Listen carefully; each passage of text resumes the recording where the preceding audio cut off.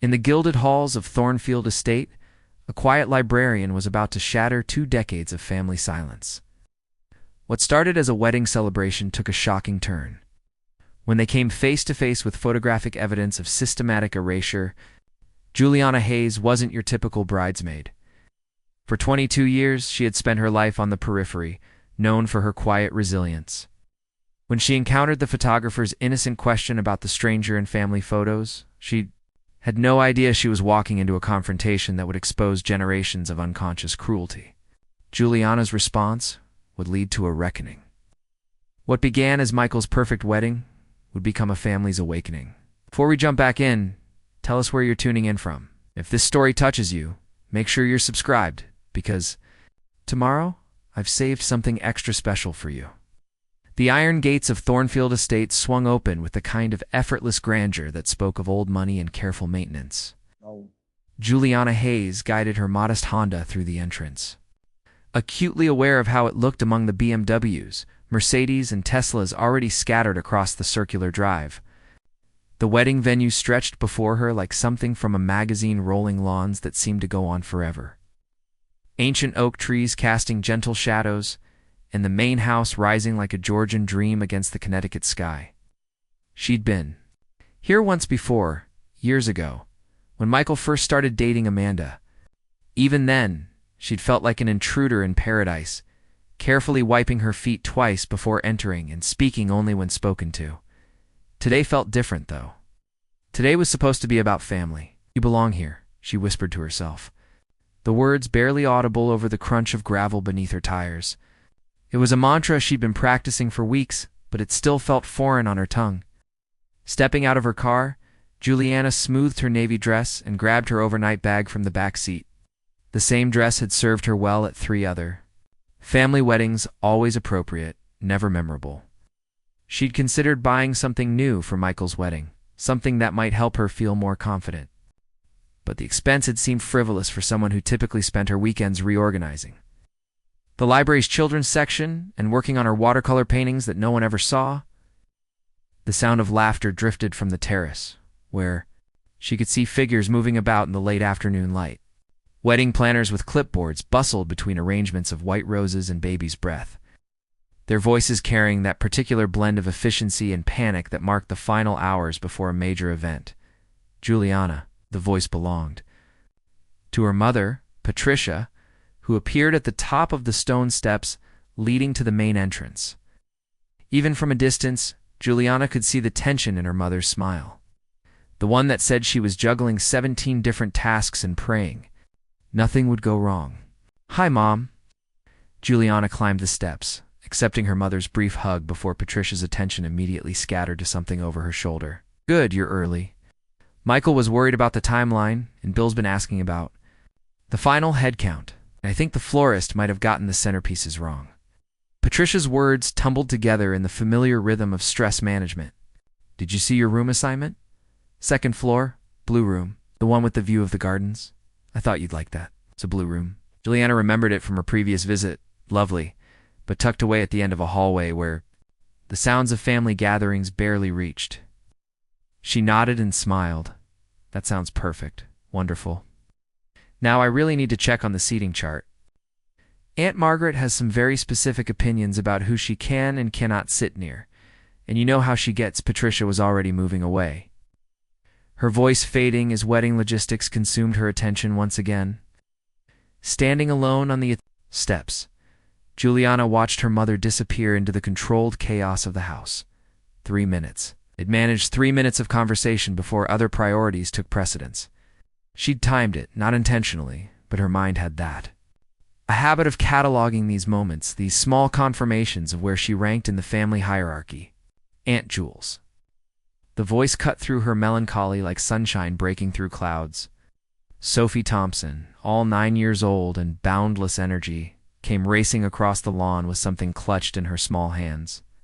Her dark hair flew behind her in a ponytail that had long since escaped its elastic, and her flower girl dress already bore the evidence of an afternoon spent exploring the estate grounds. "Sophie." Juliana dropped her bag and opened her arms just in time to catch her niece in a fierce hug. This was why she came to these things. For Sophie, who never seemed to notice that Aunt Jules was different from the other adults, who never made her feel like an afterthought or an obligation. "Look what I made." Sophie pulled back and thrust a piece of paper toward Juliana. It was a drawing, executed in the bold, confident strokes that only children could manage. A house, clearly Thornfield Estate, based on the impressive number of windows surrounded by stick figures and formal wear. "That's Daddy getting married, and that's Grandma Patty, and that's Grandpa Bill. That's me throwing flowers, and that's you." Juliana studied the drawing carefully. There she was, unmistakably herself, standing slightly apart from the main group, but still clearly part of the picture. In Sophie's world, she belonged. It was that simple, that pure. "It's beautiful. Sweetheart, I love how you drew my dress." She pointed to the stick figure version of herself, complete with what appeared to be a navy blue triangle. "Can I keep this?" "Of course.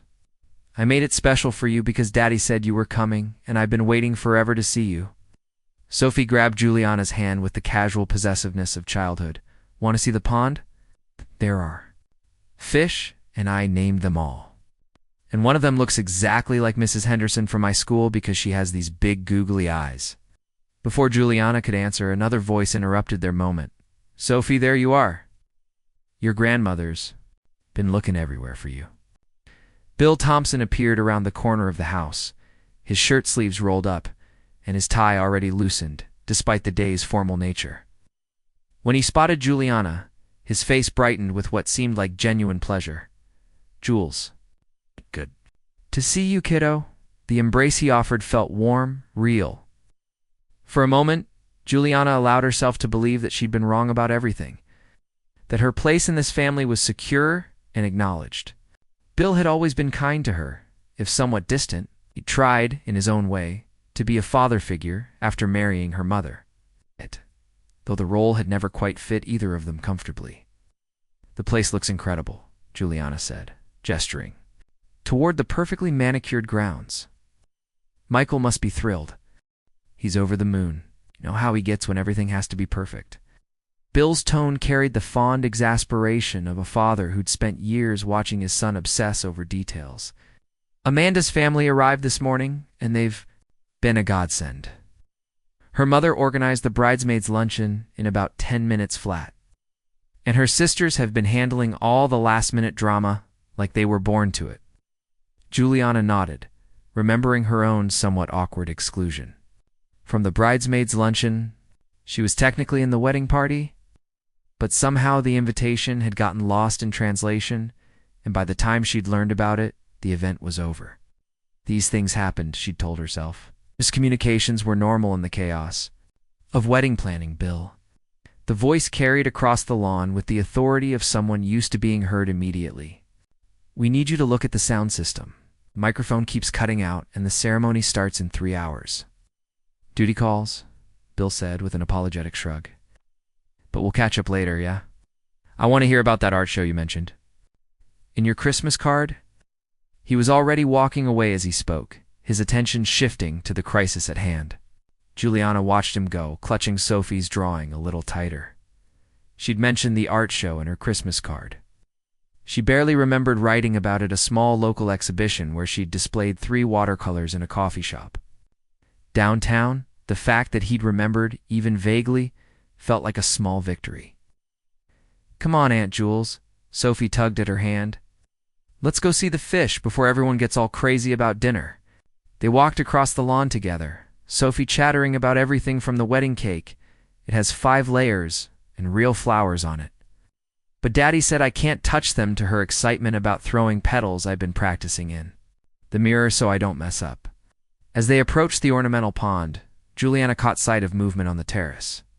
Amanda's family had gathered, their parents, siblings, what looked like aunts and uncles and cousins, all talking and laughing with the easy familiarity of people who genuinely enjoyed each other's company. Amanda stood in the center of it, all radiant in a simple sundress, her southern accent carrying clearly across the distance as she told some story that had everyone in stitches. The contrast was stark. Where Juliana's family moved in careful orbits around Michael, Amanda's clan seemed to operate as a constellation, each member equally bright, equally valued. She watched as Amanda's younger sister said something that sparked another round of laughter. Watched as parents and siblings leaned in to hear better. Watched as even the children were included in the conversation rather than shuttled off to entertain themselves. It's Miss Amanda's family, Sophie observed, following Juliana's gaze. They're really nice.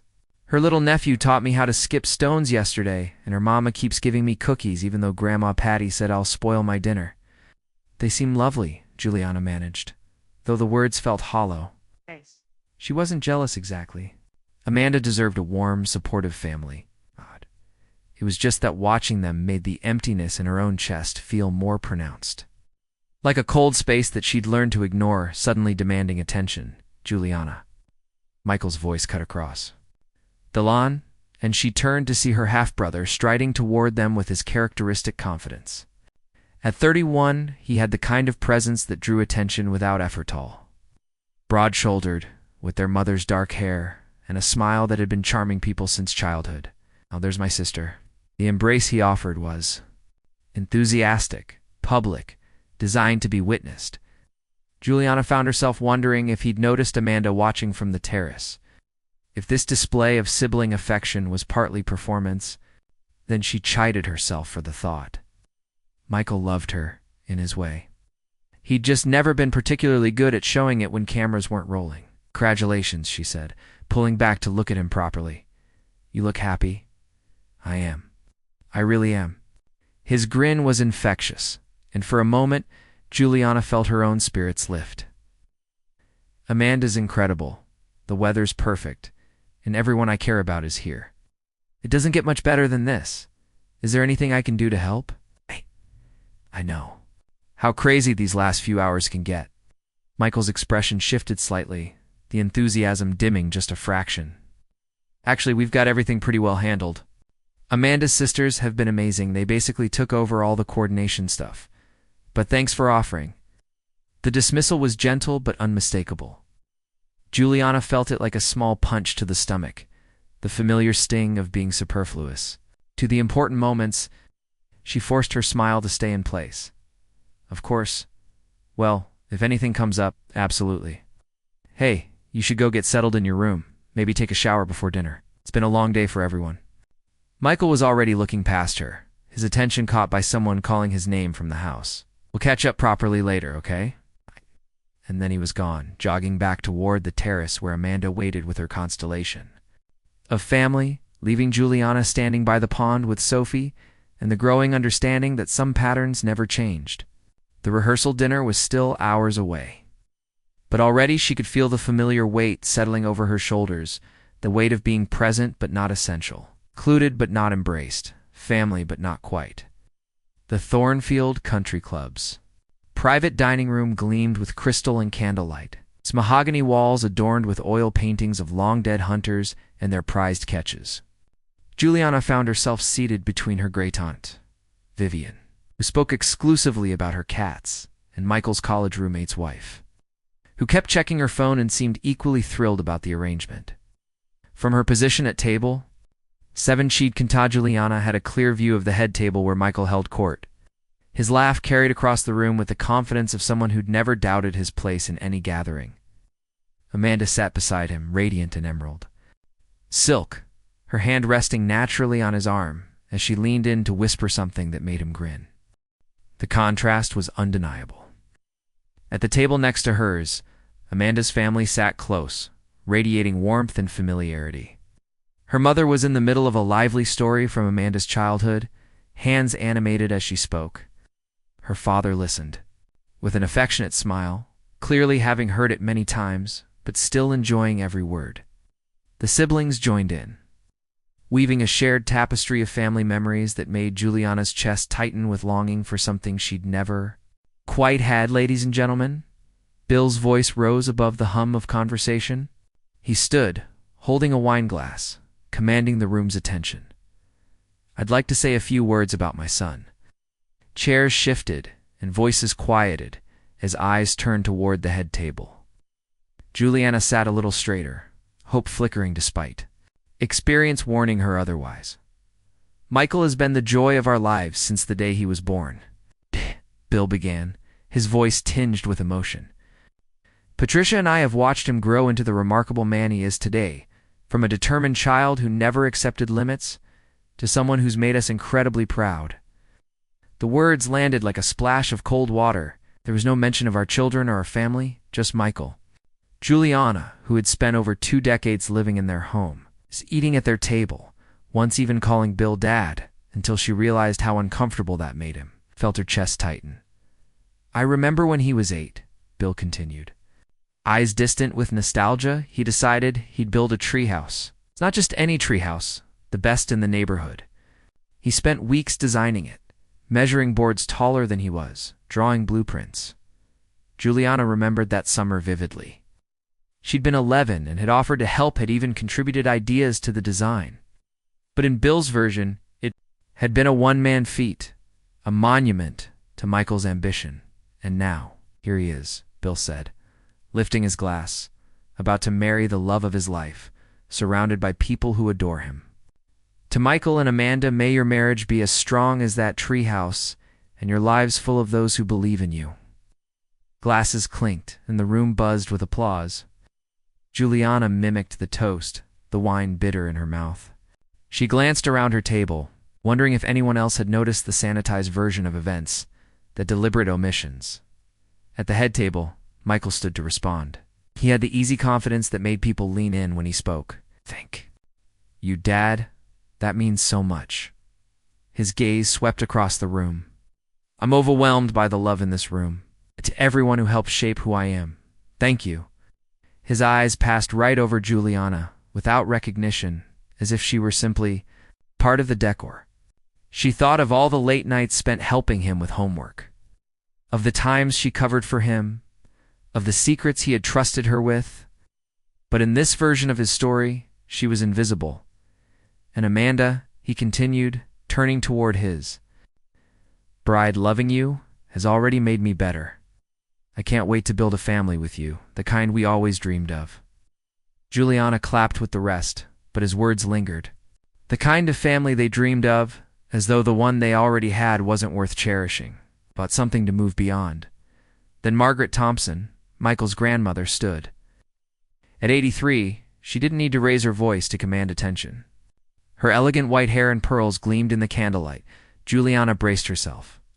"My grandson Michael," Maggie began, her voice regal and precise, "has always been exceptional. From the moment he entered this world, we all knew he was destined for great things." She went on, listing his accolades, praising Amanda, constructing an image of perfection, unmarred by struggle or imperfection. "The Thompson family," she added, "has always upheld values of tradition, integrity, and excellence. And Michael embodies those values completely. It wasn't subtle. Every word underlined a narrative of legacy, bloodlines, and rightful belonging." Juliana glanced toward Amanda and caught a flicker of unease in her expression. Earlier, Amanda's grandmother had spoken to with warmth and inclusiveness, mentioning even the relatives by marriage and adoption. Maggie concluded, "To Michael, my pride, my one true grandson. May your marriage be as blessed as the life you've led so far." The toast stung like a slap. Juliana's hands shook slightly as she raised her glass, wine dangerously close to spilling. Round her conversations resumed, but Maggie's words echoed, "One true grandson," as if Sophie, Michael's own child who lived with her mother, barely counted. As if Juliana, who had given so many years to this family, had never mattered at all. She slipped away quietly, muttering about getting some air. Outside, the October night was cool and crisp, the kind of evening that should have felt magical. Instead, Juliana stood on the terrace, looking out at distant Light Seach House, a small, reachable world. At dawn, the Thornfield Estate looked almost unreal. The golden morning light gave everything a soft, painted glow. Juliana had been up for hours. Her sketchbook balanced on her knees on the balcony of the room she'd been given, the blue room with its view of the gardens. She had been sketching the groundskeepers as they readied the ceremony space. Their movements, deliberate and practiced. Her pencil captured their quiet dedication work that guests would notice only if it wasn't done. Drawing calmed her, gave her control over what to focus on, what to leave out. Her hand paused when she spotted Michael, jogging along the estate's outer path. Even this early, he looked perfectly composed, his running clothes expensive and tailored. He'd always been an early riser, methodical, driven. It's the same way he approached everything as he approached the house. Bill stepped onto the terrace below, holding 2 steaming mugs. The 2 men fell into step with the ease of routine. Their conversation was inaudible, but their gestures said enough. Familiar, comfortable, connected. This, Juliana realized, was their ritual private moments before the day officially began. She watched as Michael spoke with growing animation, Bill nodding thoughtfully, asking the kinds of questions that made Michael pause and reflect. There was a rhythm between them, a shared language Juliana had never been part of, even when she desperately tried to be. From below, Michael's voice floated up clearly for a moment. Future expansion plans are solid. The Atlanta market is prime for what we're offering. I've already talked to Amanda about it. She's excited about the possibility of relocating in a few years. Smart thinking, Bill replied. Building the business now while you're still young. Enough to take risks. By the time you have kids, you'll have established yourself. Juliana's pencil tightened in her grip. Kids, future plans. A life she wouldn't be part of, decisions she wouldn't be consulted on.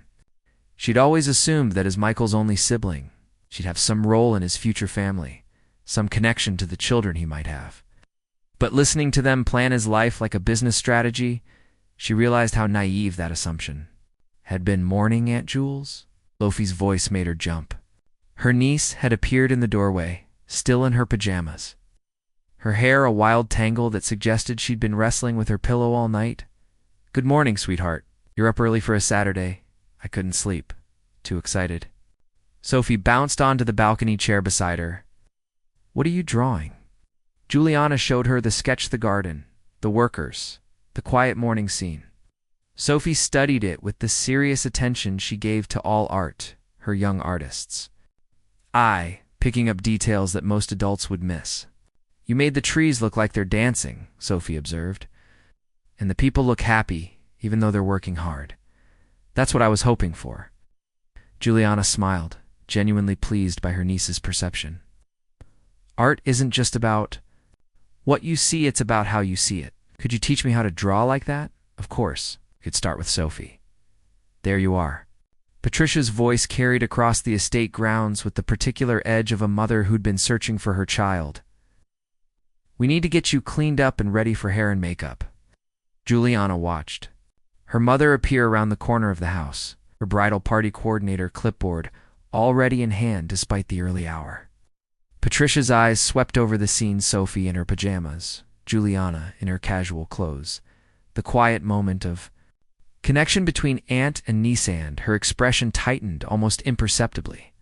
Come on, sweetie, Patricia said to Sophie, her tone gentle but firm. Aunt Christine is here to do your hair and you need to eat breakfast before you get dressed. Can Aunt Jules come help too? Sophie asked, her small hand slipping into Juliana's. Oh, honey, Aunt Jules probably has her own getting ready to do, Patricia replied quickly. Besides, we have a very specific schedule to keep, and too many people will just make things more complicated. The dismissal was polite but unmistakable. Juliana felt it settle in her chest like a stone, the familiar weight of being unnecessary. To the important moments, she forced a smile and squeezed Sophie's hand. Your grandma's right, sweetheart. It's your special day as flower girl. You go get beautiful and I'll see you at the ceremony. As Patricia led Sophie away, Juliana heard her mother's voice carrying back toward the house. Now, we need to make sure your dress fits perfectly. Amanda's sister brought her seamstress, and she's been working on everyone's alterations. Juliana glanced at the garment bag hanging in her room, the bridesmaid dress that had arrived 2 weeks ago, with a note apologizing for the rush and asking her to make any necessary adjustments. She'd tried it on and found it ill-fitting in all the subtle ways that suggested it had been ordered as an afterthought, sized according to old measurements rather than current ones. The morning continued around her, but she felt increasingly like an observer rather than a participant. From her balcony, she watched the controlled chaos of a wedding day unfold. Delivery trucks arriving with flowers and linens, Amanda's family, gathering on the terrace for what looked like a morning coffee ritual. Photographer Jake, she remembered setting up his equipment and testing light angles. At 9 o'clock, she finally made her way downstairs, hoping to find some way to contribute to the preparations. The main house buzzed with activity, but it was the kind of organized chaos that had no room for additional hands. Amanda's sisters moved through the space with the efficiency of people who'd been planning this day for months, while her mother directed traffic with the gentle authority of someone accustomed to managing large family gatherings. Amanda appeared at the top of the staircase, radiant even in her preparation robe. "I was hoping to catch you. How are you feeling about today?" "Excited for you," Juliana replied, and meant it. "Oh, you look absolutely glowing." "I feel like I'm floating," Amanda laughed. Too nervous to be hungry. "Listen, I wanted to ask, would you mind helping me with something small? I'm trying to decide between 2 pairs of earrings, and I could use an objective opinion." The request felt like a lifeline. Juliana nodded eagerly, following Amanda toward the bridal suite. But as they reached the doorway, one of Amanda's sisters appeared with a knowing smile. "There you are." They were just about to begin the final dress fitting. Sarah had arrived with the last-minute alterations, and everything had to be perfect before the photographer showed up. "Oh," Amanda hesitated, disappointment flickering across her face. "I was going to ask Juliana to help me with, we've got it covered," her sister said gently, cutting her off. "Why don't you just relax and enjoy your morning? We'll see you at the ceremony." Just like that, Juliana was left standing on the outside again, the door quietly closing on another moment she hadn't been truly invited into. As she walked back toward her room, the morning air felt colder, sharper. She held on to Sophie's, drawing like it was a charm against the growing sense that some things in this family might never change. Outside, the garden had been transformed into something out of a dream. White roses and delicate sprays of baby's breath adorned archways of wrought iron, and rows of flickering candles, despite the daylight, lined the aisle like sentinels. Juliana stood among the other bridesmaids in the conservatory, gazing through its tall windows as guests filled the seats arranged in perfect symmetry. Her bridesmaid dress, a soft sage green, was flattering enough, chosen to suit everyone. But Juliana couldn't shake the feeling that she didn't quite belong in this picture-perfect scene. Amanda's college roommate, her 2 sisters, and Michael's friend Sarah chatted around her, their closeness and shared memories filling the space with warmth Juliana could only observe from the outside. "Places, everyone," the wedding coordinator called out briskly. "Processional begins in 5 minutes." Juliana found herself last in line, paired with David, Michael's business partner. He'd been courteous during the rehearsal, but their interactions were limited to surface-level small talk. Nothing memorable, nothing personal. Through the glass, guests continued arriving. Amanda's relatives filled one side of the aisle, their voices cheerful and full of laughter. Michael's side was quieter, more formal business partners, distant cousins, polite acquaintances, nervous. Sarah asked kindly as she appeared beside Juliana. "I always get a little jittery, even when I'm not the one getting married." "A little," Juliana replied.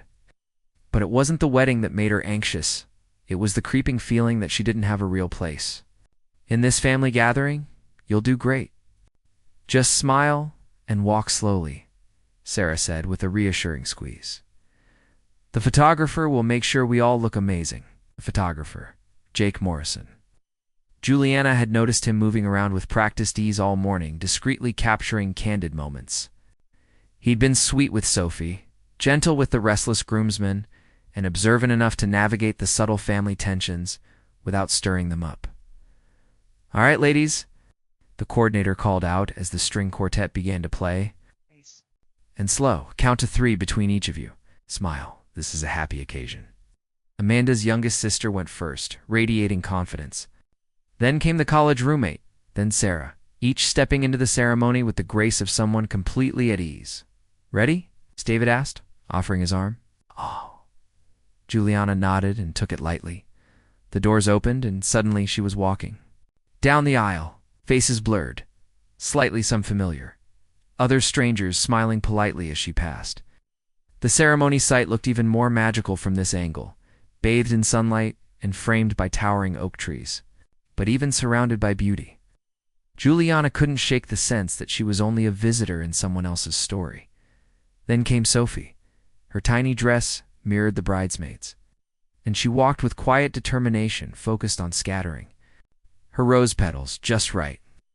When she reached the front, she veered slightly from her path. "Aunt Jules," she whispered excitedly, reaching for Juliana's hand. "I did it perfectly, didn't I?" "You were amazing," Juliana whispered back, her heart swelling with the pure love Sophie always gave so freely. The wedding coordinator gently redirected Sophie to her place. But not before Juliana caught Amanda's gaze from the conservatory. Amanda smiled, small, genuine. In that moment, it felt like an acknowledgement. Like Amanda had seen Sophie's instinctive affection and understood what it meant. Then the music changed. Amanda appeared. She looked breathtaking. Ivory, silken lace flowing around her, her grandmother's veil trailing like a thread of history behind her. But it was her expression that struck Juliana most. Radiant joy. It's a kind born from certainty and love. Michael's face lit up when he saw her, his usual composure dissolving into something open and deeply real. This wasn't the version of Michael that typically showed up at family functions. This was love authentic and unguarded. The ceremony was intimate and filled with personal touches.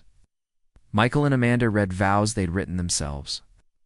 To Juliana's surprise, Michael's words were raw, thoughtful, and deeply personal. He spoke about learning vulnerability, about how Amanda challenged him to grow, about building a home where everyone felt heard and supported. "I promise to love you not just in the easy times," he said, voice steady, "but in the hard ones. 2. To listen when you need me to hear, to stand behind your dreams even when they scare me, and to create a home where everyone feels seen and welcomed." It was beautiful, and it hurt. Not because it wasn't genuine, but because Juliana had never heard that version of Michael directed at her, or anyone else in the family outside this idealized future he was now pledging to Amanda. Maybe he had always been capable of that kind of care, but had never seen Juliana as deserving of it. Amanda's vows were equally moving, but what caught Juliana was the moment their eyes met. Amanda spoke of belonging. Her gaze landed on Juliana briefly but meaningfully. It felt like a silent acknowledgement of the unspoken things. A quiet validation that Amanda saw what others ignored. The ceremony ended in the kind of joyful whirlwind that weddings are known for. Applause, laughter, rose petals drifting through the air, and Jake moving effortlessly through the crowd too. Catch it all, then came the photos. "Immediate family for the first group, please." Jake called with the practiced tone of someone who'd organized hundreds of these scenes. Parents, siblings, grandparents. And just like that, the pattern reasserted itself. The quiet separation. The invisible boundary. Juliana stepped back. She already knew she wouldn't be in those photos.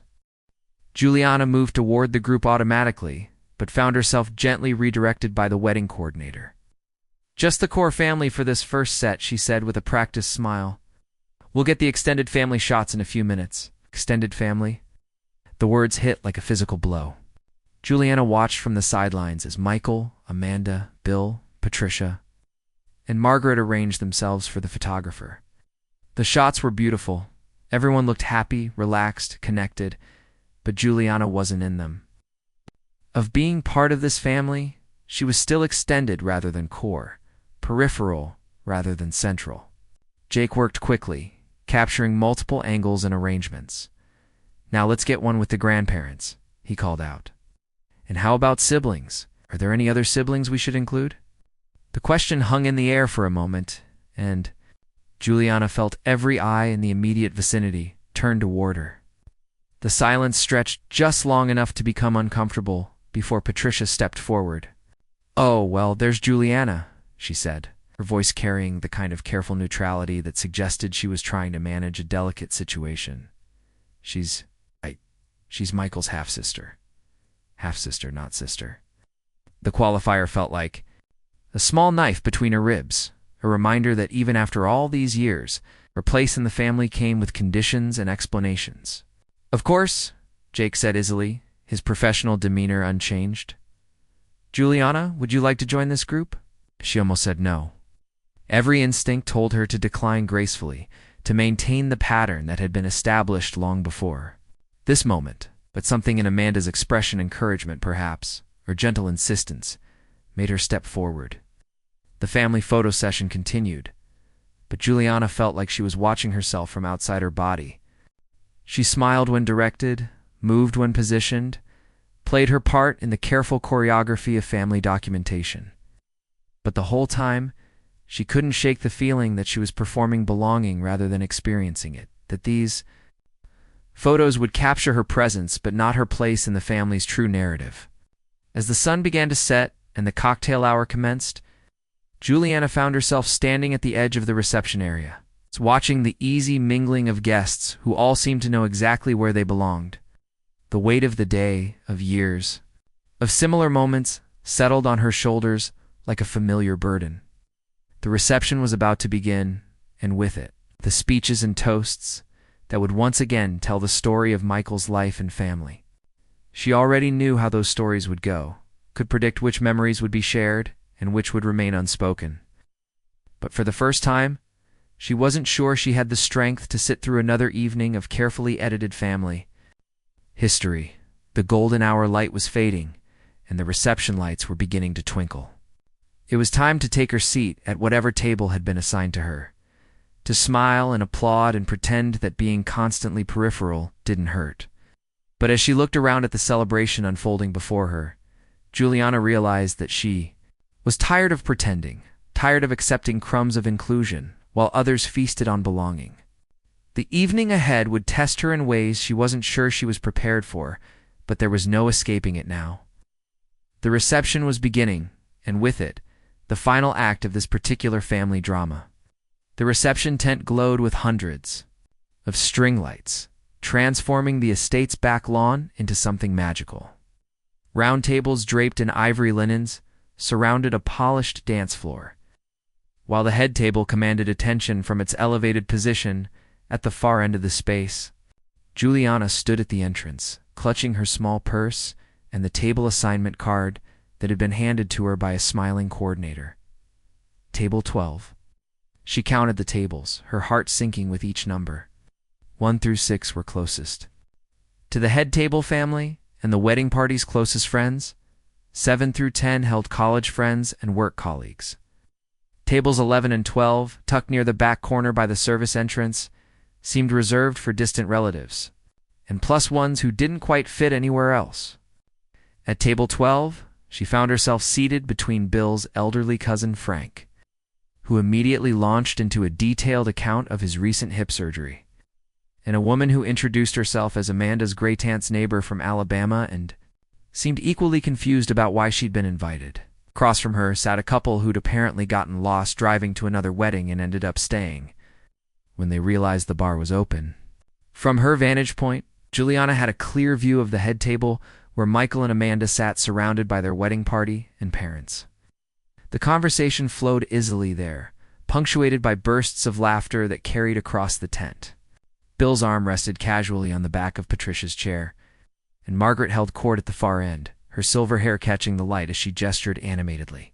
"Ladies and gentlemen," the DJ's voice filled the tent as the dinner service began. "Please welcome the father of the groom, William Thompson." Bill rose from the head table, his wine glass catching the light as he moved to the microphone. The tent fell quiet, all attention focused on him as he cleared his throat and smiled at the gathered crowd. "Thank you all for being here tonight. To celebrate Michael and Amanda," he began, his voice carrying the warmth of genuine emotion. "When I think about Michael's journey to this moment, I'm filled with pride and gratitude." Juliana's stomach tightened. Here it came, the carefully curated version of Michael's life story that would somehow manage to exclude her entirely despite her presence at nearly every significant moment. "I remember when Michael was 12, Bill continued. "He came to me with this ambitious plan to start a lawn mowing business in our neighborhood.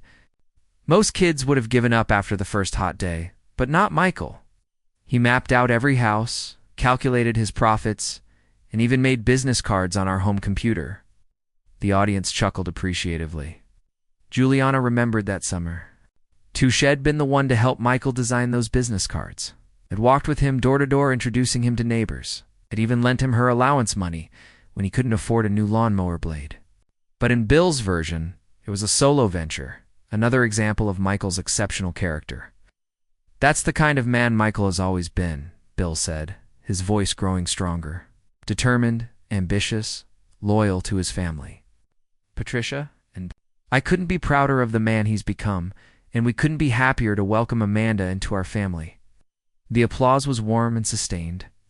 Juliana clapped mechanically, her mind cataloging all the moments that had been edited out of Bill's narrative, the times she'd helped Michael with homework, covered for him when he'd broken curfew, listened to his fears about college applications and job interviews.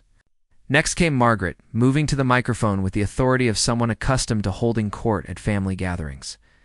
Her voice carried clearly across the tent as she began her toast. "My dear grandson Michael," she said, her tone carrying. "Both warmth and a subtle edge of ownership has always been the light of our family. From the moment he was born, we knew he was destined for greatness." She spoke of family traditions, of values passed down through generations, of the Thompson name being carried forward with honor. Each word felt like a small exclusion, a reminder that Juliana's presence in the family had never quite translated to true belonging. As the matriarch of this family, Margaret continued, "I want to say how blessed we are to have Michael carrying on our legacy. He understands what it means to be a Thompson, the responsibility, the tradition, the commitment to excellence that has defined our family for generations." The words hung in the air like a challenge. Juliana felt the familiar sting of being reminded that she would never be a real Thompson, that her 22 years in the family hadn't earned her a place in their official narrative. Amanda's maid of honor speech provided a stark contrast. Sarah spoke about inclusion and chosen family, about how Amanda had the gift of making everyone feel valued and seen. She mentioned specific moments when Amanda had gone out of her way to include people who felt left out, painting a picture of someone who understood that belonging was something you created. It's not something you were born into. "Amanda taught me that family isn't just about blood," Sarah said, her eyes finding Amanda's across the room. "It's about the people who show up for you, who see you for who you really are, and who love you anyway.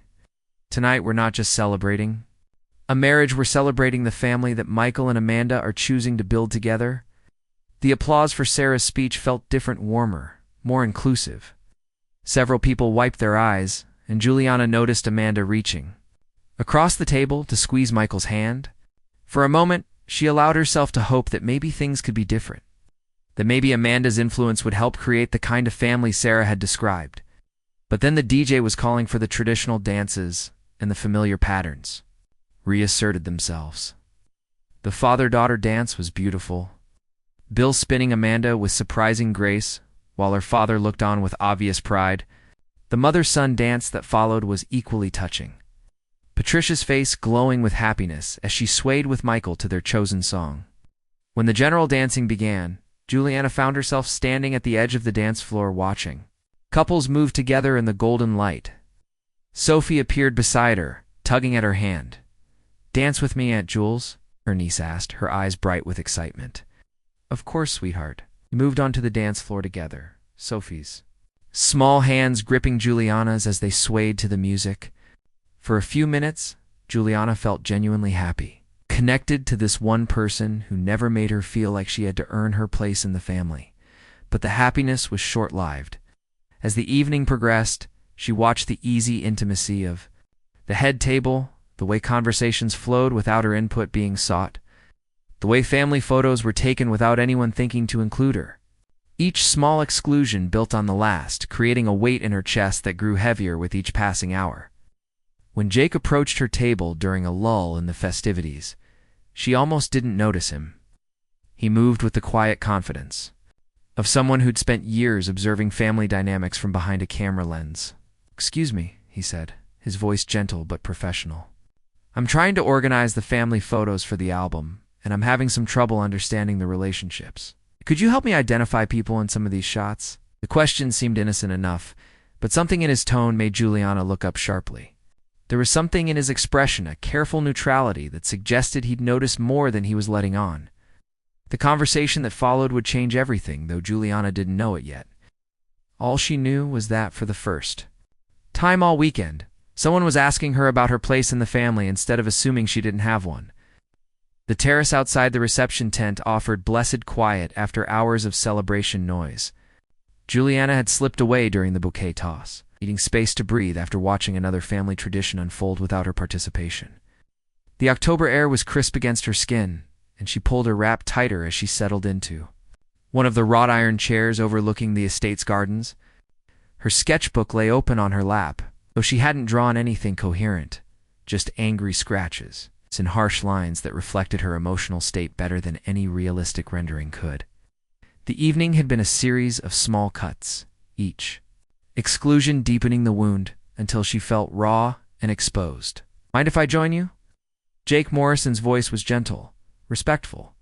He stood at the terrace entrance, with his camera hanging from his shoulder, his tie loosened, and his jacket removed. The professional photographer was clearly taking a break. Odd. But something in his demeanor suggested this wasn't entirely coincidental. Of course, Juliana managed, closing her sketchbook and gesturing to the chair beside her.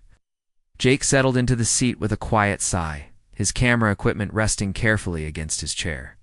For a moment, they sat in comfortable silence, watching the party continue through the tent's transparent walls. The dancing was in full swing, and the laughter carried clearly across the night air. "Long day," Jake observed, his tone neutral but not unkind. "Very long," Juliana agreed, surprised by how much she wanted to talk to someone, anyone who wasn't part of the family dynamics she'd been navigating all weekend. Jake was quiet for another moment, then reached for his camera. "I've been photographing weddings for 15 years, he said, scrolling through the day's images on his LCD screen. I've gotten pretty good at reading family dynamics through a lens."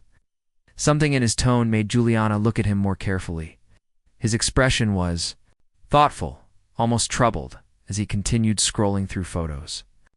"I'm having some difficulty organizing the family groupings for the album," he continued, his voice carefully professional.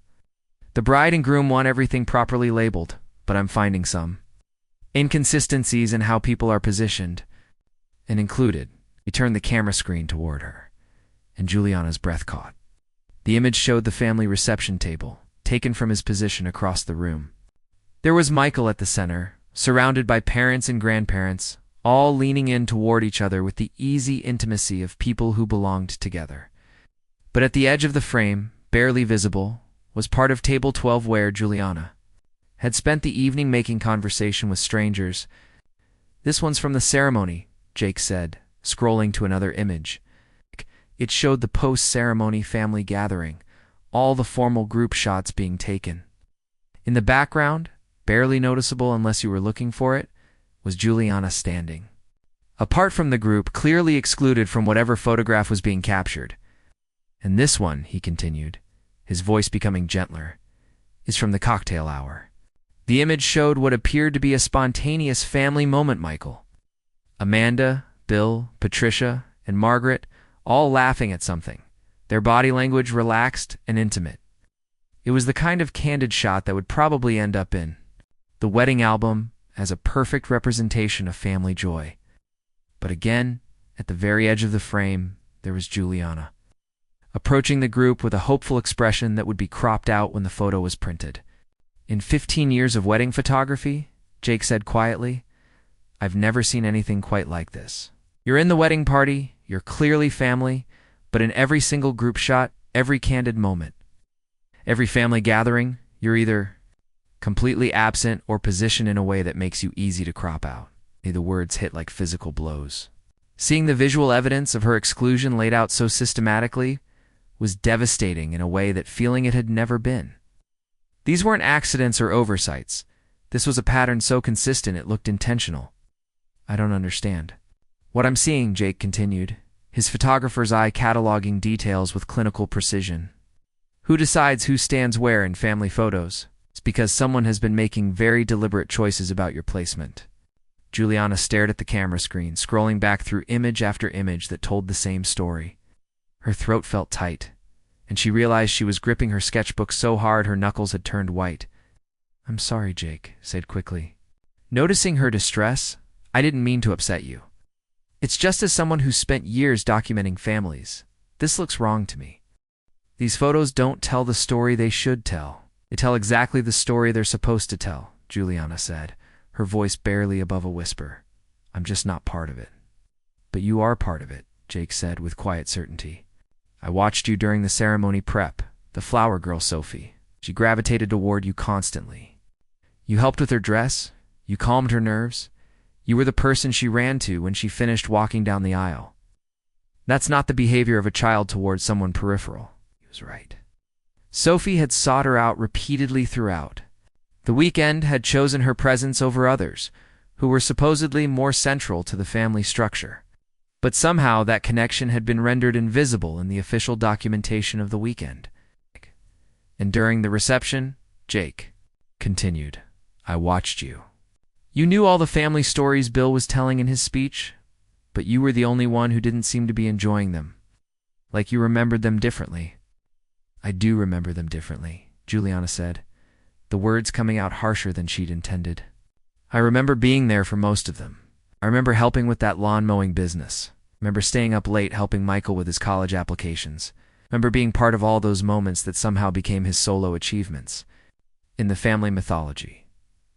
Jake nodded slowly. So you're not imaginary? You're not a distant relative who barely knows this family? You're integral to their story, but you've been edited out of the official version. 22 years, Juliana said, her voice growing stronger. I've been part of this family for 22 years. I lived in their house, ate at their table, celebrated their holidays, grieved their losses. But somehow I'm still the outsider. Still the one who doesn't quite belong. That's not right, Jake said simply. It's not how families are supposed to work. The validation from this relative stranger felt like cool water after a day in the desert. For the first time all weekend, someone was acknowledging that what she was experiencing was wrong. That her feelings weren't an overreaction or a misunderstanding. Aunt Jules. Sophie's voice made them both turn. The little girl stood in the terrace doorway, her flower girl dress slightly wrinkled, and her face creased with concern. Are you okay? Sophie asked, moving toward them with the directness of childhood. You look sad. Juliana forced a smile, not wanting to burden her niece with adult complications. I'm fine, sweetheart. It's just getting some fresh air. But Sophie wasn't fooled. Ah! She climbed into Juliana's lap with the confidence of a child who'd never been. Rejected, her small arms wrapping around her aunt's neck. You've been sad all day, Sophie observed with devastating accuracy. Is it because nobody asked you to be in the pictures with us? The words hung in the air like an accusation. Even a 9-year-old had noticed what the adults had either ignored or actively orchestrated. I noticed too, Sophie continued, her voice taking on the indignant tone of someone witnessing an injustice. When they were taking pictures after the wedding, they said, just family, but you are family. You're my aunt and your daddy's sister, and you've been to every single one of my birthday parties. Jake's camera was still in his hands, and Juliana noticed him glance down at it, then back at Sophie. Something shifted in his expression, not pity, but determination. Sophie, he said gently, would you like to help me take some pictures of your aunt? I think we need some photos that tell the real story. Sophie's face lit up. Yes, and I want to be in them too because Aunt Jules is my favorite person at this whole wedding. As they prepared to head back inside, Juliana felt something she hadn't experienced all weekend, the courage to demand better.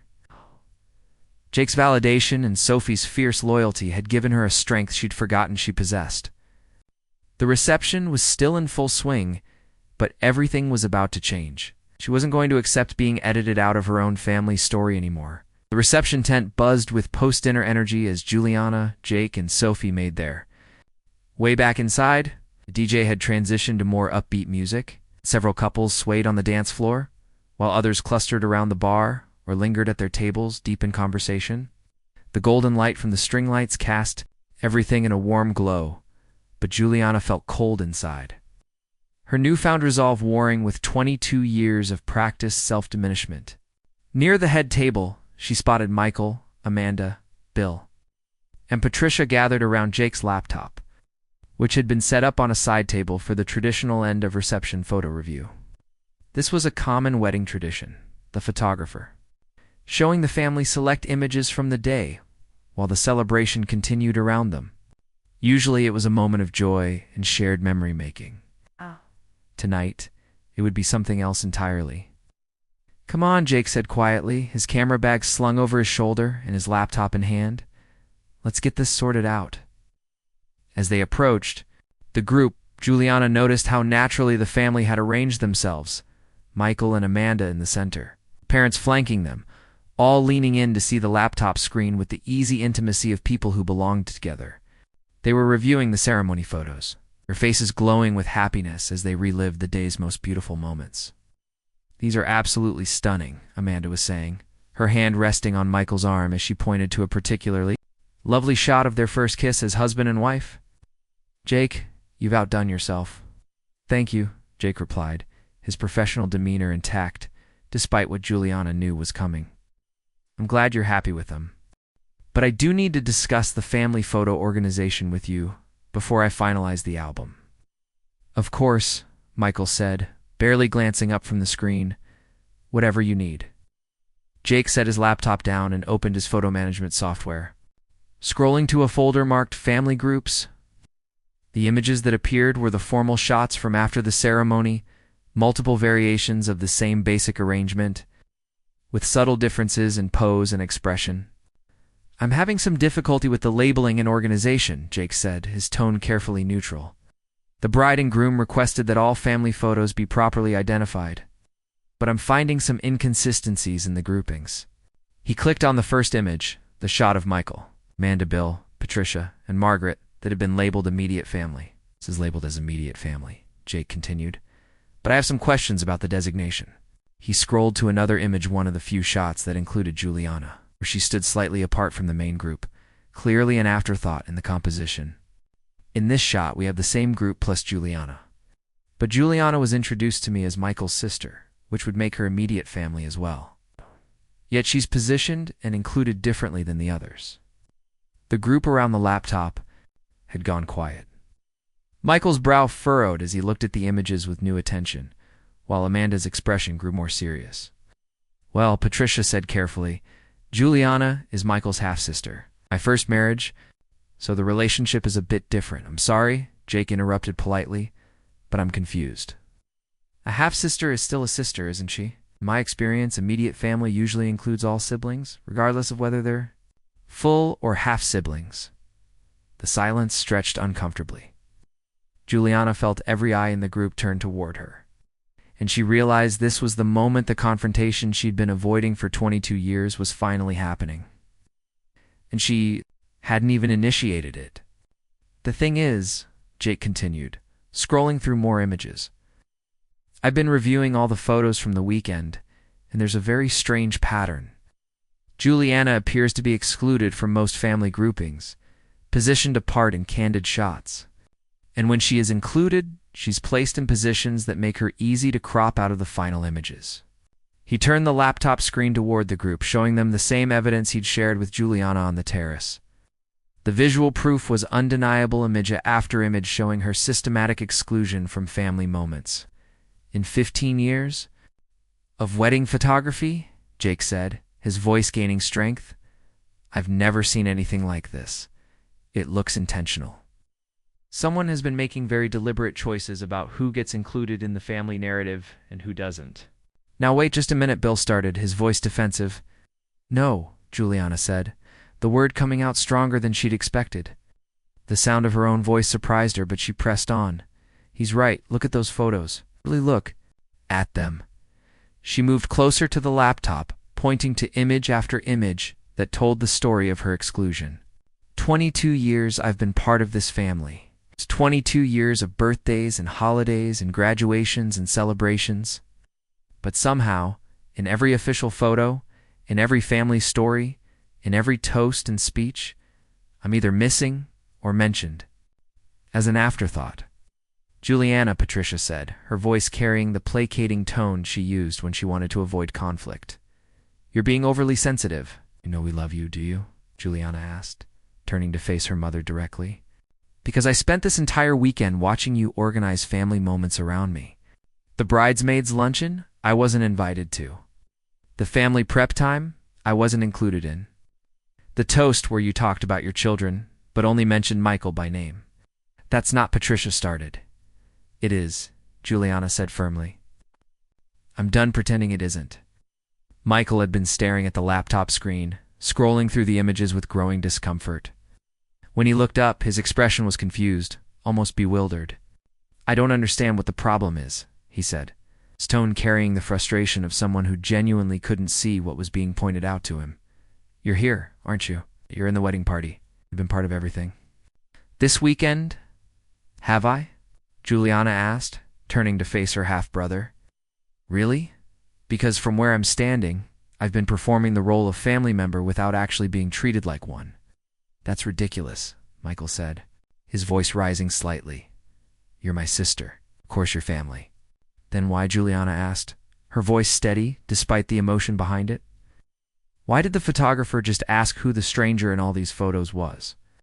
Why is every family story told this weekend somehow managed to erase my presence from moments I was actually part of? Why am I sitting at table 12 with people who don't even know why they're here? Amanda had been quiet during the exchange, but now she stepped forward, her expression troubled. Michael, she said softly, look at the photos. Really look at them. Michael turned back to the laptop screen, and Juliana watched his face change as he began to see what Jake had documented.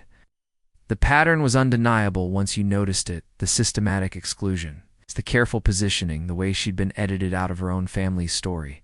Idn't. I never meant, Michael began, but faltered. Tent doesn't change the outcome. Juliana cut in, her own clarity catching her off guard. The truth is, I've spent 22 years feeling like an outsider in my own family. Algret, who had stayed silent until now, finally spoke. Her voice was cool and biting. Well, if you're that unhappy being here, maybe you shouldn't have come at all. The words landed with a thud. Everyone turned toward the elderly matriarch, her expression now stern and unyielding. Mother Bill snapped alarmed, but Margaret pressed on. I'm just saying, if Juliana has such a problem with how this family operates, no one forced her to be a part of it. Some people simply aren't suited for family events. That's enough, Amanda interjected, her southern accent sharpening. With anger, but the damage had already been done. Margaret had voiced what Juliana had long suspected, that she was merely tolerated, not truly embraced. That she was the problem, not the fractured family dynamics. The moment shattered the fragile illusion of family unity, stripping away the surface-level civility that usually held these gatherings together.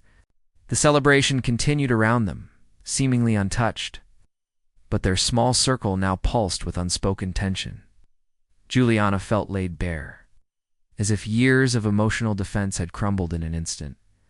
Amanda acted first, her poised authority stepping in before things unraveled further. Let's move this somewhere private, she said calmly but firmly. Jake, thank you for bringing this up. Could you give us a moment? Jake nodded, folding his laptop with care. Of course. I'll be at the bar when you're ready to talk about the album. He caught Juliana's eye, giving her a quiet nod of support before disappearing into the crowd. Amanda turned to the child nearby. Sophie, sweetie, she said gently, crouching down. Why don't you go find Emma? I think she's by the dessert table. What? But Aunt Jules looks sad, Sophie said, clutching Juliana's hand. I want to stay. What? Juliana whispered, her voice strained. Go have fun. We'll talk soon. Amanda then led them into a quiet library off the main house, a warm, elegant room lined with books and cozy furniture. But even there, the emotional tension followed them like a shadow. Once they settled in, Patricia broke the silence, her voice quivering with guilt and defensiveness. I never wanted it to turn out like this, she said, hugging herself. Juliana, you have to know I love you. You're my daughter. Am I? Juliana asked, her words sharper than she'd intended. Because for over 2 decades, it's felt more like I've been auditioning for that role than actually living it. That's not fair, Patricia protested, her eyes beginning to well with tears. When your father left, I did my best. To give you stability to build something new. You've built something new for them, Juliana interrupted, gesturing toward Bill and Michael. I was just left over, a piece from your past you didn't know how to fit in. The accusation hit hard. Patricia slumped into a nearby chair, visibly shaken. "I was trying so hard to make things work with Bill," she murmured. "He was kind to us. Michael was so sweet, I thought. If I could just make us all blend together, pretend everything fit." "You chose a smooth surface over the truth," Juliana said quietly, but firmly. "Every time you had to choose between making space for me or keeping everyone else comfortable, you chose them. Every single time." Bill, who had been silently watching from the window, finally turned. His face was pale, his hands clenched. "I did try," he said gruffly. "When I married your mother, I wanted to be a father to you." "You tried to be nice to me," Juliana corrected. "It's not the same thing." "I didn't know how," Bill admitted, the words seeming to cost him. "You were this quiet, serious little girl who missed her father, and I was trying to figure out how to be a husband and a father to my own son, and I didn't know how to love someone else's child the way you deserved." The honesty was brutal and liberating at the same time. Juliana had spent years wondering if she was imagining the distance, if she was being too sensitive, if the problem was somehow with her. But here was Bill admitting what she'd always suspected, that she had never been his child, not really. "And Michael?" Juliana asked, turning to her half-brother, who had been unusually quiet throughout the exchange. Michael ran his hands through his hair, messing up his perfectly styled wedding look. "I don't know what you want me to say," he said, his voice filled with frustration. "I never asked to be the golden child, or whatever you think I am. You didn't have to ask," Juliana said. "It was just given to you. The attention, the pride, the assumption that your achievements mattered more than mine, that your happiness was more important than my belonging. I never meant to exclude you," Michael said, and for the first time, she heard genuine pain in his voice. "I honestly never thought about it. You were just there, part of the background. I guess I took it for granted that you were okay with everything." "That's the problem," Juliana said, her voice growing stronger. "I was never okay with it. I just learned to be quiet about not being okay, because being quiet was easier than dealing with everyone's discomfort when I spoke up." Amanda had been listening to the exchange with growing distress, her usual composure cracking as she witnessed the depth of the family's dysfunction. "This is exactly what I was afraid of," she said suddenly, her voice cutting through the tense air. Everyone turned to look at her, surprised by the vehemence in her tone. "I've been watching this family dynamic for 3 years," Amanda continued, her southern accent thickening with emotion. "Every gathering, every holiday, every celebration, I've watched Juliana be treated like a polite afterthought, and I've watched all of you act like it was normal." She turned to Michael, her eyes blazing with disappointment. "You talk about building a family based on love and inclusion, about creating a home where everyone feels valued, but you can't even see your own sister standing right in front of you, can you?" Michael's face flushed red. "Amanda, that's not it," she said firmly. "And if this is how you treat family, if this is the example we're setting, then what kind of family are we going to raise?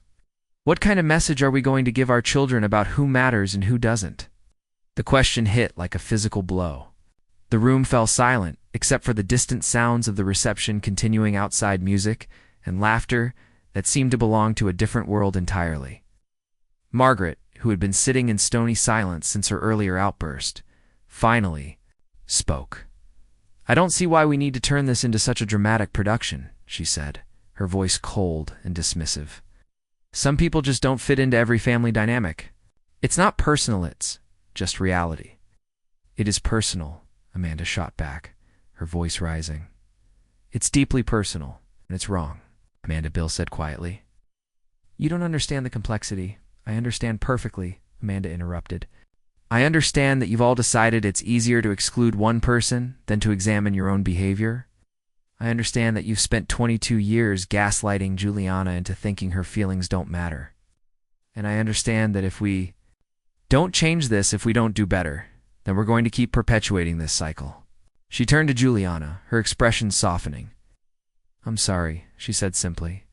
"I should have said something sooner. Should have stood up for you before now." The apology, coming from someone who owed her nothing, hit Juliana harder than all. The family drama combined. For the first time since the confrontation began, tears started to flow. Not tears of anger or frustration, but tears of relief that someone finally saw her, finally acknowledged that what she'd experienced was real and wrong. "What happens now?" Patricia asked, her voice small and broken. "How do we fix this?" The question hung in the air, unanswered. Because the truth was, some things couldn't be fixed with apologies and good intentions. Some damage ran too deep, had been building for too long to be resolved in a single conversation. But for the first time in 22 years, the truth was finally out in the open. And that, Juliana realized, was a beginning. The library had grown quiet, except for the soft ticking of an antique clock on the mantelpiece. Outside, the reception was winding down. Juliana could hear the DJ making announcements about last dances and final toasts, the natural rhythm of a celebration drawing to its close. But inside their small circle, time seemed suspended, heavy with the weight of revelations that couldn't be taken back. "I think," Amanda said finally, breaking the silence that had stretched between them. "We all need some time to process this. Night has been a lot." Patricia nodded, dabbing her eyes with a tissue she'd quietly pulled from her purse. "I should check on the reception. Make sure everything's winding down okay." She rose, slightly unsteady, then paused at the door. "Juliana, we should really talk when things are calmer." "Maybe," Juliana replied, her tone neutral. She wasn't ready to promise anything, not forgiveness, not future conversations, just because the truth had finally come out. Michael shifted in his seat, his crisp wedding attire now rumpled, the celebration clearly thrown off course. "I guess I should rejoin the guests," he murmured, though he didn't move. Instead, he looked at Juliana with an expression that hovered between confusion and realization. "I didn't realize," he said softly. I thought you were just quiet at family stuff. I figured that's just who you were." "It's who I became," Juliana said evenly. "That's not the same thing." Michael nodded slowly, seeming to absorb that for the first time. "Yeah, I get that now." By the window, Bill remained motionless, staring out at the glowing reception lights scattered across the lawn like fallen stars. "I keep thinking about all the chances I had to do better," he said, his voice thick with regret, "and how often I chose what was easy instead of what was right." "We all did," Patricia added quietly from the doorway. "We all avoided discomfort, and Juliana paid for our convenience." Margaret didn't speak. Her clenched jaw and rigid posture said everything. She wasn't ready to acknowledge any fault, let alone change. One by one, the others filtered out, returning to the festivities. Juliana remained behind in the stillness of the library. She sank into the chair, both exhausted and strangely invigorated. The confrontation she had dreaded for over 2 decades had finally happened, and she had come through it. Not just intact, but empowered. She had finally spoken her truth. About 20 minutes later, Amanda reappeared, now dressed in jeans and a sweater instead of her reception attire. She looked more like the friendly schoolteacher Juliana had once admired from a distance then. "The newlywed hosting the event? How are you doing?" Amanda asked, settling across from her. "I'm not sure," Juliana answered honestly. "I thought I'd feel more upset, but mostly I'm just tired. Maybe a little relieved. Relieved it's all out in the open. Relieved I wasn't imagining it. That I wasn't just overreacting or expecting too much." Juliana studied Amanda. "You saw it, didn't you? All along?" Amanda nodded. "From the first family event I ever went to. I kept waiting for someone to notice. I thought maybe things would get better over time once they felt more comfortable with me. But they didn't. Why didn't you say anything before?" "Honestly, I was scared," Amanda admitted. "I was the newcomer, trying to fit in. Speaking up felt risky." Her voice softened with remorse. "But after tonight, watching what you went through, I realized that staying silent made me part of the problem." They sat for a while in a thoughtful silence, the emotional dust of the evening slowly settling. Eventually, Amanda spoke again. "Michael and I were talking earlier before all of this about starting a family. I've been thinking about what kind of parents we want to be, what kind of home we want to create." She hesitated, then added, "I don't want to repeat any of this. I don't want our kids to grow up thinking love has to be earned or that some people in a family matter more than others." "That's a good start," Juliana said. But breaking old patterns isn't just about good intentions. It takes effort every day. You have to be aware of it constantly. I know, and I want you to help me with that. I want you to call me out if you see us falling into the same traps. I want our kids to have an aunt who teaches them about art and quiet spaces and the importance of seeing people who are often overlooked. The offer was unexpected and deeply moving. For the first time all weekend, someone was not just acknowledging Juliana's worth, but actively seeking to include her in future plans. "I'd like that," Juliana said, her voice thick with emotion. "I'd like that very much." Outside, the reception was clearly winding down. Through the library windows, they could see guests beginning to gather their belongings. Couples saying their goodbyes, the organized chaos of a celebration coming to its natural end. "I should go find Sophie," Juliana said, standing and smoothing her dress. "I want to say goodbye to her properly."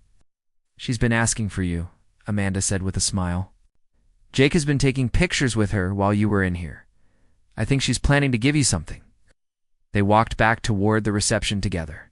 The tent felt different now, magical, more like the aftermath of a storm. The golden lights were still beautiful, but they illuminated something changed, a family that would never quite be the same again. Michael approached them as they entered the tent, his face uncertain. "Juliana, he started, then stopped, seeming to struggle with words that had never been difficult for him before. "Not tonight," she said gently but firmly. "Tonight's been enough, but we should talk soon. Really talk." He nodded, relief and gratitude flashing across his face. "Yeah, soon." Jake appeared beside them, his camera bag packed, but his expression alert. "I wanted to let you know," he said to Juliana, "I've organized a separate folder of photos for you. Images where you're included, where you're central to the moment, your own record of the weekend." The kindness of the gesture from this relative stranger nearly undid her. "Thank you," she managed. "That means more than you know, Aunt Jules." Sophie's voice cut through the ambient noise as she came running across the dance floor. "Something?" Clutched in her small hands, "I made something for you." It was another drawing, this one more elaborate than the first. It's the same house, the same stick figures, but this time Juliana was drawn larger, closer to the center of the group. And at the bottom, in Sophie's careful 9-year-old handwriting, were the words, "My family is better with Aunt Jules in it." Juliana knelt down to Sophie's level, pulling her into a fierce hug. "Thank you, sweetheart. This is the most beautiful gift anyone has ever given me. Will you come to my birthday party next month?" Sophie asked, her eyes bright with hope. "Wild horses couldn't keep me away," Juliana promised, and for the first time all weekend, she meant it completely. The reception was ending, but something new was beginning. Not the fairy tale reconciliation that movies promised, but something more realistic and perhaps more valuable, the possibility of honest relationships built on truth rather than performance. As guests began to leave and the cleanup began, Juliana realized she had a choice to make about her future with this family. The confrontation had cleared the air, but it had also revealed just how much work would be required to build something healthier from the wreckage of old patterns. Some relationships might not survive the truth that had been spoken tonight, but others, like her connection with Sophie, and perhaps her budding alliance with Amanda, might grow stronger for having been built on honesty rather than pretense. The wedding weekend was ending, but Juliana's real journey was just beginning. The morning after the wedding dawned gray and overcast, matching the subdued mood that had settled over Thornfield Estate. Juliana stood on her balcony with a cup of coffee, watching the cleanup crew efficiently dismantle the fairy tale that had been constructed for Michael and Amanda's big day. The tent was being broken down, flowers gathered and sorted, tables and chairs loaded onto trucks. By afternoon, it would be as if the celebration had never happened. But some things couldn't be so easily erased. A soft knock on her door interrupted her contemplation. "Come in," she called, expecting housekeeping or perhaps Sophie with another drawing. Instead, Jake Morrison entered, his camera bag slung over his shoulder and a manila envelope in his hand. "I hope I'm not disturbing you," he said. "I wanted to give you something before I head out." He handed her the envelope, which was heavier than she'd expected. "Your photos," he explained. "All of them. The ones where you're included, where you're clearly part of the family moments where the real story shows through." Juliana opened the envelope carefully, revealing a stack of prints that told a different story than the one she'd been seeing all weekend. There she was with Sophie, both of them laughing at something off camera. There was a candid shot of her helping adjust someone's boutonniere, her face focused and caring. Another showed her in deep conversation with Amanda during the cocktail hour, both women leaning in with genuine engagement. "These are beautiful," she said, her voice thick with emotion. "I look happy in them. You're happy in those moments," Jake observed. "The camera doesn't lie about that. It also doesn't lie about the other moments, the ones where you were excluded. But I thought you should have both the evidence of what was wrong and the proof of what was right." At the bottom of the stack was something unexpected, a series of photos from the previous evening, after their conversation on the terrace. Jake had captured the moment when Sophie ran to hug her, the intensity of their confrontation in the library, Amanda's fierce defense of her place in the family. "You took pictures during all that?" Juliana asked, surprised. "Documentary photography," Jake explained. "Sometimes the most important moments happen after the official celebration ends. I thought you might want a record of the night you finally stood up for yourself." She studied the images of the confrontation, seeing her own transformation captured. In black and white, in the early photos, she looked small, defeated. But as the sequence progressed, she could see herself growing stronger, more present, more willing to take up space. "Thank you," she said simply, "for all of it.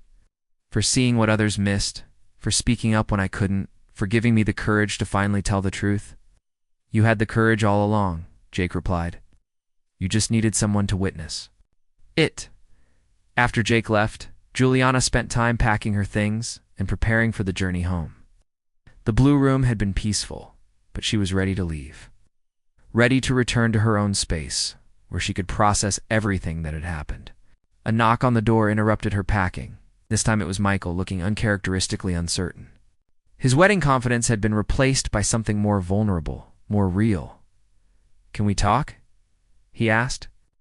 "I know you said not last night, but I've been thinking all morning, and I need to say some things." She gestured for him to sit. In the chair by the window, the same spot where she'd been sketching that first morning. It felt like weeks ago rather than just 2 days. "I've been thinking about that lawn mowing business Dad mentioned in his speech," Michael began, his voice careful and measured. "You were there, weren't you?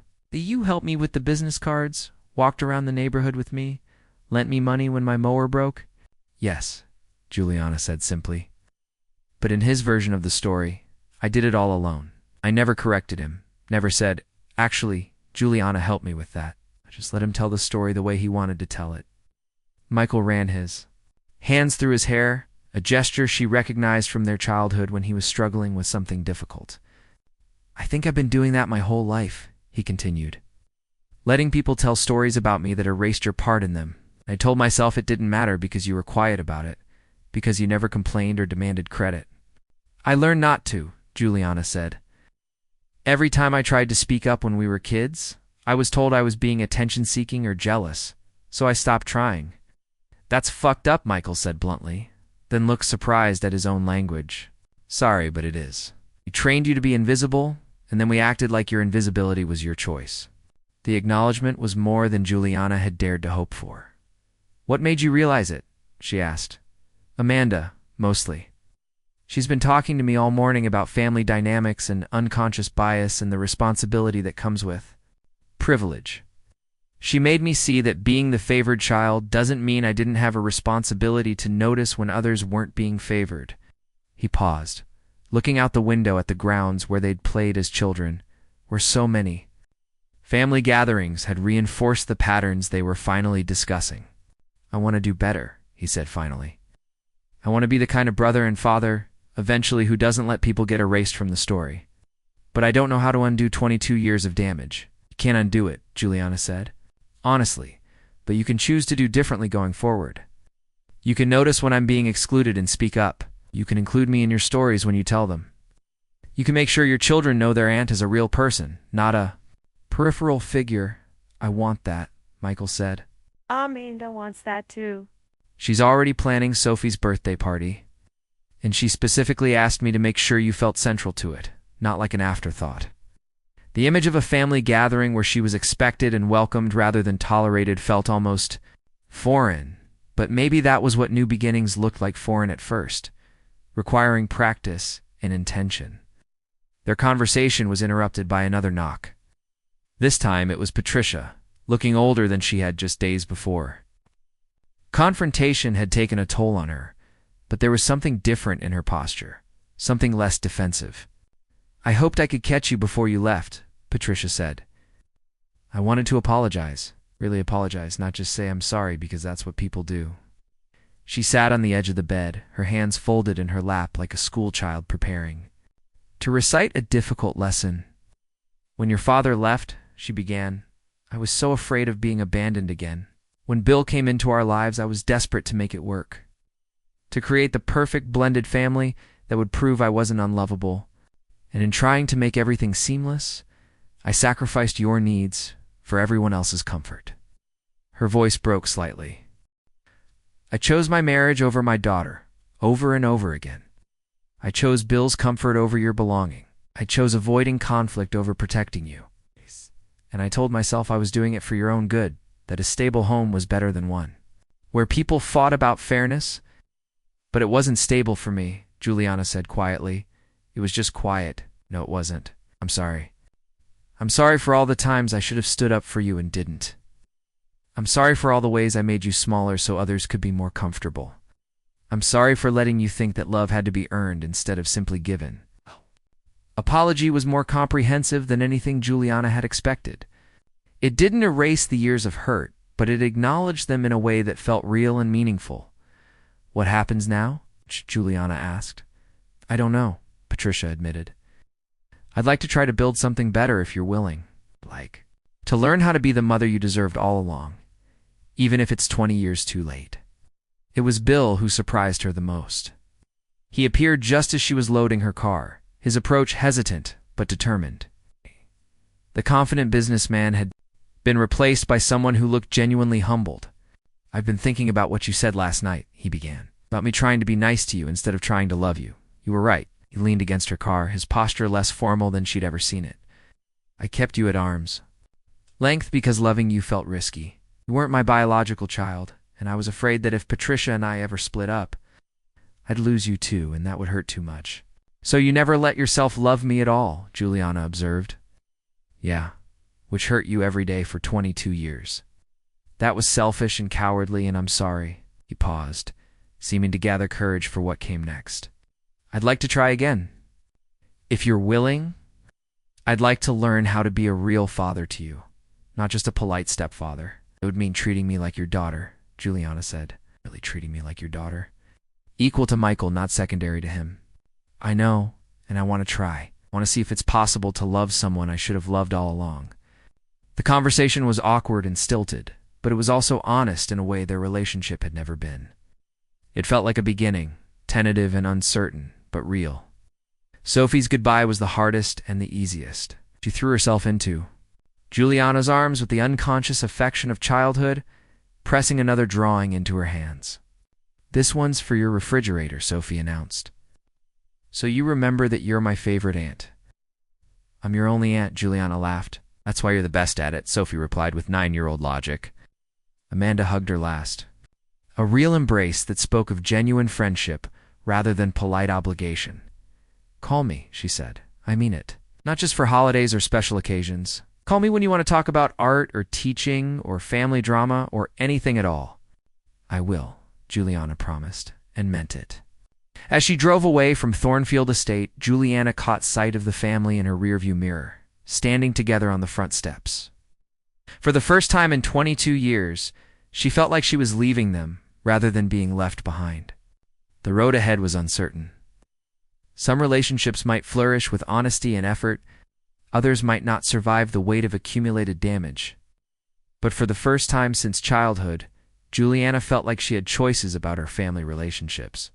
Rather than simply accepting whatever was offered, she rolled down the windows and let the October air rush through the car, carrying with it the scent of change and possibility. The woman driving away from the estate was not the same one who had arrived 3 days earlier. That woman had been invisible, peripheral, accepting of crumbs. This woman knew her own worth. This woman had found her voice. And this woman was driving toward a future where she would never again accept being treated as less than she was. The wedding weekend was over, but Juliana's real life was just beginning. Up next, you've got 2 more standout stories right on your screen. If this one hit the mark, you won't want to pass these up. Just click and check them out.